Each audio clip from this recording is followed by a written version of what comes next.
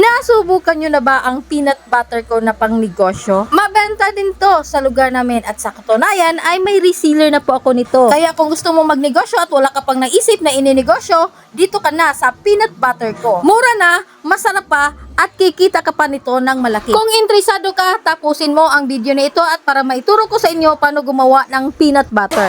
Video, gagawa po tayo ng peanut butter. So, ang gagawin po nating peanut butter guys ay 4 na kilo. So, pumili po ako ng 4 kilos na mani dito. At syempre, pinili ko yung magandang klase.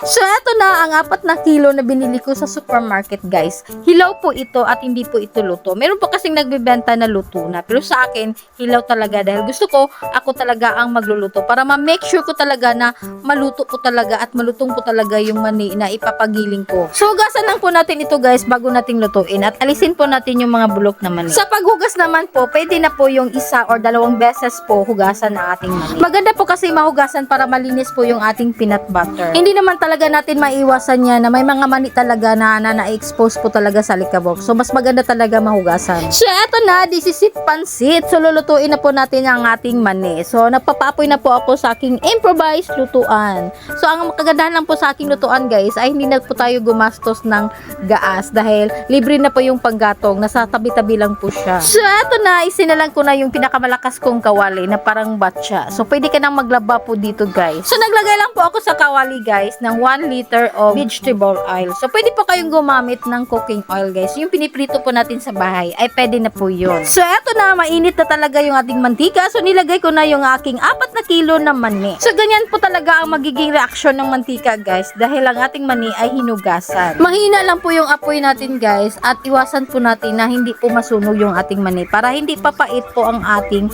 peanut butter. So, lutuin lang po natin yung ating mani, guys, sa loob ng 45 minutes hanggang 1 hour. So, dapat i-check po talaga natin yan sa panghuli, guys, kung ito'y malutong na ba o hindi. Naglagay lang po ako dito, guys, ng 1 pack na margarine na ang sukat nito ay 250 grams. At sinunod ko na rin po yung 1 bar na buttercup na ang sukat nito ay 200 grams. Pinapalamig ko na siya, guys, at wala na pong apoy sa ilalim. So, muntik na talagang hindi mag-melt yung aking butter. Pag malamig na po talaga siya, as in sobrang lamig na po talaga yung ating mani, guys, ay pwede na po natin ilagay yung ating 1 kilong brown sugar. So, dapat malamig na po talaga yung mani bago po natin ilagay yung ating brown sugar. So, i-mix lang po natin yan ng maigi, guys. So, pagkatapos pong maihalo po ang ating brown sugar, guys, isunod na rin po yung ating 1 tablespoon of salt.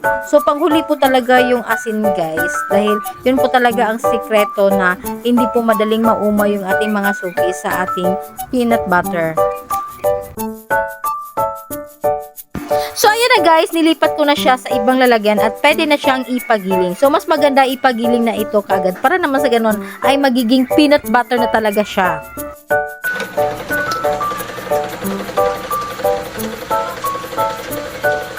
Sa pagpagiling naman, guys, ay 2 beses po talaga siya inulit para makuha po talaga natin yung tamang consistency ng ating peanut butter.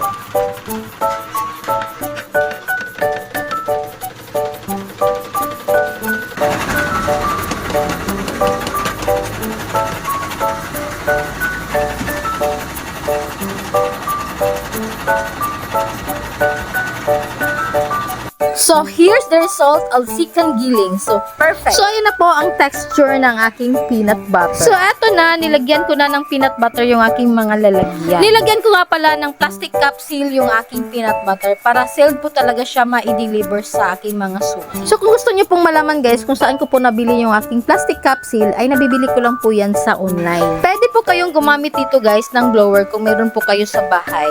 Pero sa akin, guys, ay gumagamit lang po ako ng lighter kasi wala po akong blower. Lighter lang, guys, ay goods na. So, ngayon, guys, ang puhunan ko nga pala dito, guys, ay 1,084 pesos. So, kasama na po dito ang bayad sa pagpagiling. So, ngayon, guys, nakagawa po ako ng 15 pieces na peanut butter. So, ang SRP price nga pala nito, guys, ay 150 pesos.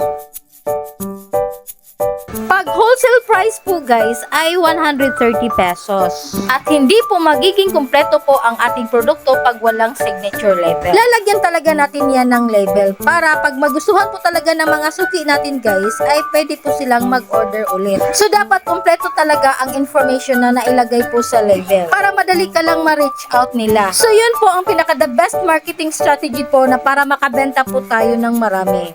Sa paggawa ng label naman guys, ako lang naman po ang gumawa nito. Ako lang naman po ang nag-edit at saka nag-layout nito. Tapos pinapaprint ko na kaagad sa printing shop. Pero kung hindi po kayo marunong mag-edit, pwede naman po kayong pumunta sa printing shop at magpa-layout. Magbayad na po kayo ng 100 pesos. Sana nagustuhan niyo po ang aking video at sana po ay may natutunan po kayo sa araw na ito. At kung ikaw ay bago ka pa lang sa aking channel, huwag niyo pong kalimutan na pindutin ang subscribe button and hit notification bell para lagi po kayong updated sa mga videos na aking i-upload. At kung may mga katanungan po kayo, huwag niyo pong kalimutan na mag-comment po kayo sa baba at para naman sa ganun ay masagot ko po yung mga tanong ninyo. So that's it for today's video. Thank you for watching. Bye-bye. Please like and share.